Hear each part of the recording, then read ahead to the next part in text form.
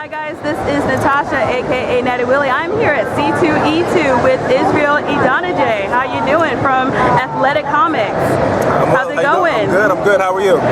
It's Friday, you know, almost the end of the week. Did you celebrate St. Patrick's Day? I didn't. Actually, I was traveling, running around, so. Do you have like a little Irish in you? Just no. a little bit? No, not all Nigerian. Pure. All right, so tell us a little bit about your comic and how many issues, like your favorite characters. Yeah, so our comic is called The Protectors. It's the origin story of the athlete. All these athletes that live in our world today, the true story behind their ability in sport is that they were given those gifts for a greater purpose.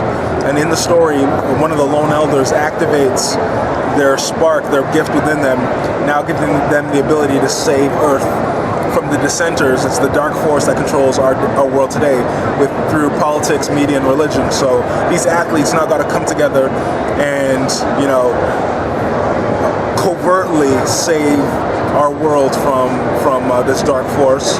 It's been a lot of fun just creating the universe. We have a great writer in Ron Mars, Bart Sears, did all the illustrations, and it's just been a lot of fun just creating something. The characters are athletes, so we get a sense and we get a little taste of, you know, football, there's basketball, there's hockey, soccer, you know, that sports side.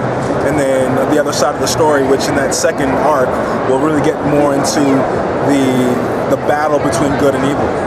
Okay, now who's your favorite character?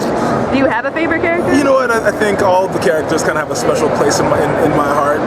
Galek, who's the lone elder, he's like the guy that comes from another dimension to Earth, and ultimately to save the human race, he gives a piece of his essence across the universe to specific human beings. Ultimately, those are the ones that become the protectors, and he's probably one of my favorite characters.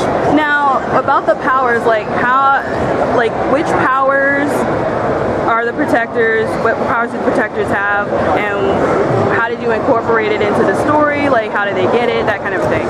So, the story starts out, they're all athletes, and as it goes on, towards the end of the story, book 5, then they realize, okay, we will, although some of them don't want to be heroes, they just want to be athletes and live the limelight, and they all at the end decide, hey, I'm going to decide to do good and use my gift for good. And, you know, so Isaac, you know, his power is he has this like a force field generation that he can do. Danielle, she has the ability to phase shift and, like, you know, phase shift. She can go through things. You know, Vulcan, who is Miguel, he has the ability to absorb energy and then redirect it. The Gerard, his name's Chrome. He has the ability to basically completely turn to solid steel. You know, so it's been great.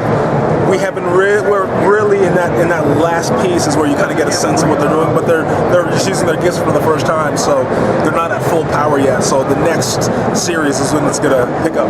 Do you think that they'll get any specific training, or they're just kind of learning on their own at this point? Well, they're learning on their own, but they have Galek, who is kind of the, you know, their master and their leader, their ultimate teacher, and, you know, they're gonna create their own, basically their headquarters where they'll practice, where they'll train, where they'll master the use of their gifts and their abilities.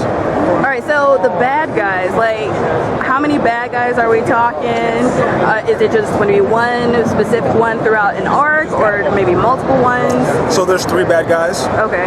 And, you know, Zerderus is like the main bad guy, Senator Ashton, Tanar, and then Ragnar. They're the 3 bad guys. But they have the ability with their dissenter bots, this tech.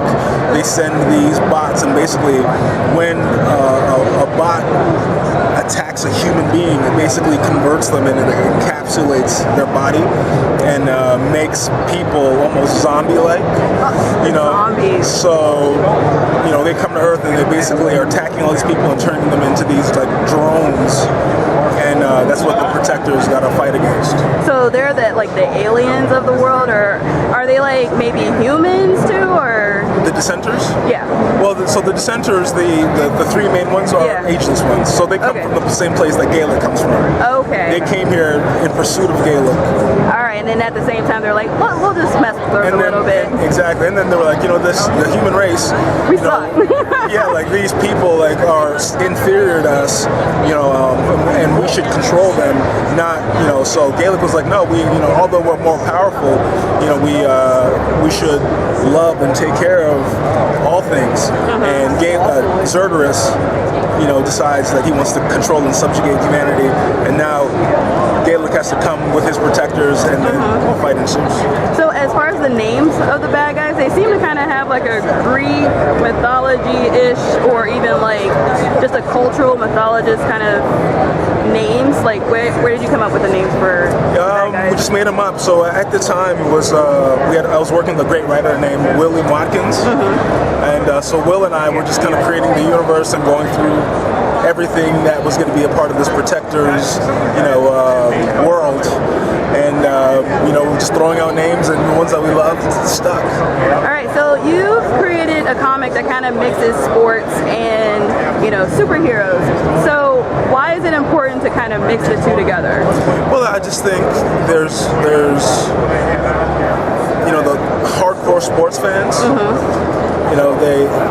I found are the same fan as the hardcore comic fans. Yeah. And there was never really a comic out there or a story out there told that brought both of those worlds together in the way that we're doing. At the end of the day, you have like, super pro or pro stars that just give like celebrity athletes powers, but I always felt like the origin could have been much better. So we want to tell an origin story of like all the greatest athletes in our time.